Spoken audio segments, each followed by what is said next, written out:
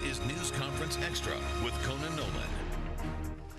Good morning and welcome to the Tom Brokaw News Center here at Universal City. I'm Conan Nolan. It's a pretty good bet that Southern California's homeless crisis will be taken up at some point by the United States Supreme Court. This as a result of a challenge to a controversial ruling by the Ninth Circuit Court of Appeal in San Francisco, which in a decision ruled that cities such as LA were prohibited from enforcing no camping laws on sidewalks and in parks unless that city has enough beds for all who are unsheltered.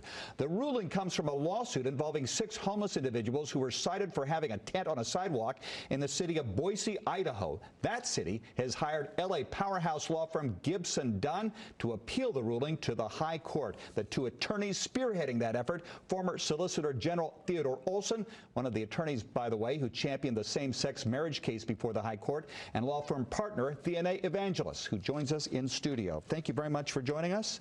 And did I get that right? Yes, that's right. Thank you for having me. You have petitioned the High Court to look at this decision. For what purpose? That's right. We've asked the Supreme Court to take this case and reverse the Ninth Circuit's decision. It's unprecedented. No other court has ever held that it would violate the Constitution to prevent people from camping in streets and parks. And we think that the court should take the case because the Ninth Circuit's decision really ties cities' hands as they're trying to deal with the crisis of growing encampments. So what the Ninth Circuit said was that under the Constitution, there's a prohibition against cruel and unusual punishment, that forcing somebody off the sidewalk if you don't have a bed for them is indeed cruel and unusual, that for cities such as LA or counties, Los Angeles County, if you have 60,000 homeless, then you need 60,000 beds. You have that right? That's right. If you have, and we had this, one of the county supervisors, Mark Ridley Thomas, says, we are getting people off the street, but then another 100 show up. So if you did have 60,000 beds and another 60,000 showed up that were on sidewalks, you would need another 60,000 beds, correct? That's right. For those who make the argument, though, that that is a humane way of doing it, there are options that cities have in trying to rectify the homeless problem. Just don't criminalize homelessness. That's not what this is about. Cities need to have tools available to them to help deal with the crisis of growing encampments on our streets. We're seeing terrible consequences, both harming public health and safety. We've seen an increase in crime and violence, especially against those who are living on the street in encampments. We've also seen an increase in diseases like typhus, typhoid fever, tuberculosis, hepatitis A, and last year alone in Los Angeles County, nearly 1,000 homeless people living on the streets died. So cities need to have the tools to address these public health and safety issues. So you're saying that the Ninth Circuit's ruling essentially removes law enforcement out of the equation, and you need that as part of the equation.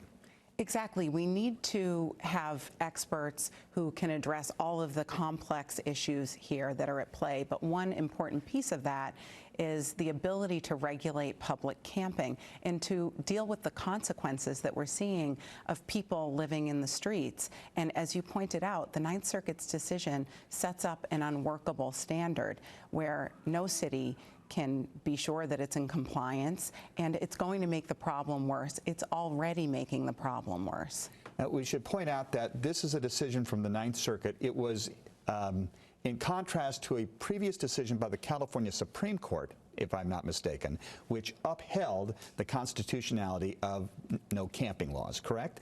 That's right. In 1995, the California Supreme Court held that public camping laws don't violate the Eighth Amendment and that they're a proper exercise of a city's power and responsibility to protect public health and safety. So when the public sees this, though, they say, okay, so what's your solution? Just if you ticket somebody or say you can't be here, they have to be somewhere. And if you don't have a bed for them, where do they go? We need to debate these issues and analyze them and put all of our attention to this in our communities. Every city is different.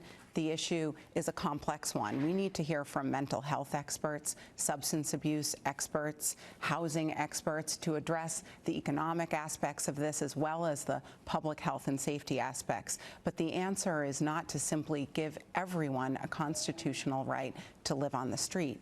that's not helping anyone. And we should point out that this is the Ninth Circuit, which represents the western United States. So although the case is in Boise, Idaho, it affects Los Angeles, Santa Monica, Long Beach, and every other city in the country, at least in the western U.S. That's right. There are 9 states in the Ninth Circuit and over 1,600 municipalities. So the impact of this decision is so broad and far-reaching, and we're hearing from cities all across the Ninth Circuit who are concerned that now their hands are tied, and many of them are suspending enforcement of these ordinances.